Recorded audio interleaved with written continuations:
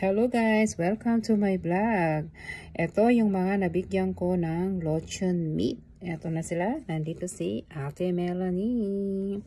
Tapos isunod natin si Jessamine.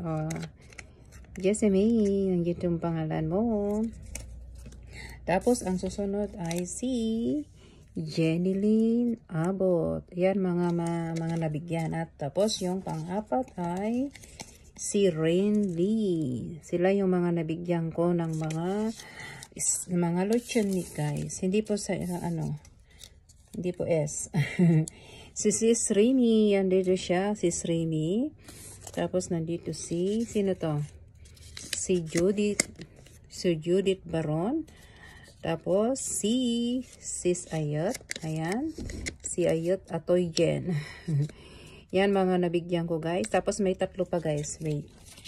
May tatlo pa. Ang susunod ay si Catherine. Si Catherine po. Ito yung mga nabigyan guys ha. Si Catherine. Tapos yung pang 9 naman ay si sino to? Si Catherine. Si Ayot. Bakit? Ayot. Si Mary Ann pala yun. Akala ko si Mary Ann pala yun. Sorry naman. Tapos yung last ay si Chiba.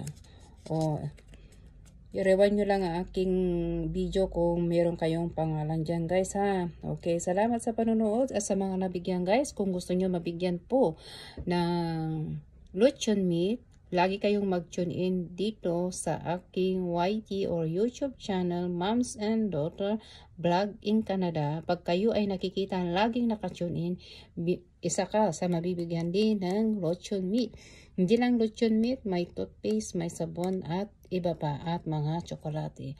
Basta tutok ka lang para kung maipon na yon, ipapadala natin agad sa Pilipinas. Salamat sa mga naka-tune in at wala nang patumpi-tumpik. Mag-subscribe at lagi kayong manood, mag-like, mag-subscribe at pwede rin kayong mag-tag o mag-invite para din sila ay mag-subscribe. Kung gusto nila rin magkaroon ng lotion meat at lagi silang naka-tune in, yung mga laging nakikita kong naka-tune in sa aking YouTube, sila yung mga mabibigyan.